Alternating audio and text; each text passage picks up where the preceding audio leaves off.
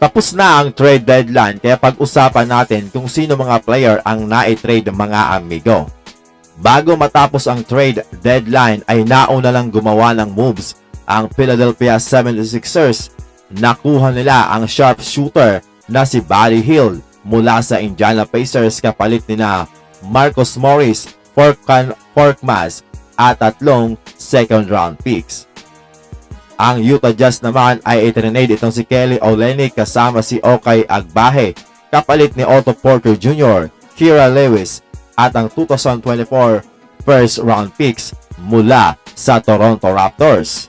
Si Gordon Hayward ay na-trade na rin papuntang OKC kapalit ni Trey Mann at David Bertans ayon yan kay Adrian Wojnarowski. Makukuha pa ng Hornets ang guard ni Vasehe Meki at draft compensation. Sayang itong si Gordon Hayward, magaling sanang player kaso nasira nga ang career nang lumipat siya sa Boston Celtics dahil syempre yan sa injury. Active ngayon ang New York Knicks sa trade lalo't ang kanilang nakuha na si OG Anunoby ay sasailalim sa surgery para ayusin ang fragment sa kanyang kanang siko at expected na mawawala siya ng at least 3 linggo ayon yan sa report ni Adrian Wojnarowski. Ang naturang operation ay sinasabing minor lang daw mga amigo. Kaya naman kanina itrinade ng New York Knicks sina Quentin Grimes, Evan Fournier, Malachi Flynn at 2 future second round picks papuntang Detroit Pistons kapalit nina Bojan Bogdanovic at Alec Burks. Sa trade na ito lalong lumakas ang New York Knicks lalo na pag nakabalik sina Julius Randle at OG Anunoby mula sa injury. Hindi rin nagpapahuli ang Dallas Mavericks. Kanina, itrinade nila sina Grant Williams, Seth Curry at first round picks papuntang Charlotte Hornets para lamang makuha etong si PJ Washington. Bukod pa dyan, nakuha din ng Dallas Mavericks ang center ng Washington Wizards na si Daniel Gafford kapalit na Rashawn Holmes at draft compensation.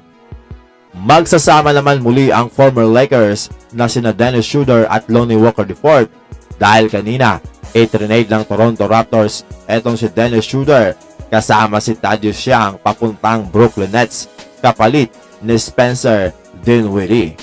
Ayon sa report, agad din naman iwinave itong si Dinwiddie ng Toronto Raptors. Kaya ngayon, isa siya sa target ng Los Angeles Lakers na mapapirma after na maklear ang kanyang waiver. Kaso, marami ang tumatarget sa kanya mga amigo, hindi lang ang Lakers.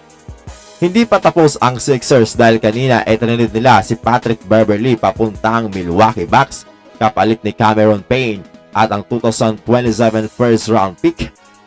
So parang puro shooter ang nakuha ngayon ng Sixers.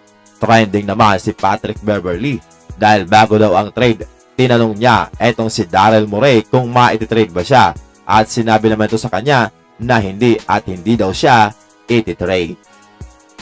Kaya naman agad tinanong si Pat Bev kung liar ba talaga etong si Morey. Ano yon? Parang James Harden lang mga amigo. Well, ayos lang yan Pat Bev, contender pa din naman ang mapupuntahan mong team.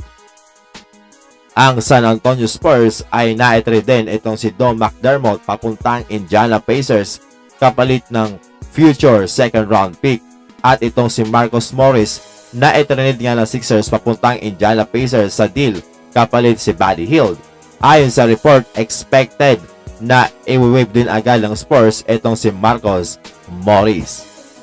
I-trade naman ng Golden State Warriors itong si Corey Joseph papuntang Indiana Pacers kapalit ng isang second round pick pero agad din naman siyang i-waive ng Pacers. Na-involve naman ang Phoenix Suns sa 3-team trade para makuha nila si Royce O'Neal at David Roddy. Mapupunta naman sa Brooklyn Nets itong si Keita Diop, Jordan Goodwin at 3 second round picks.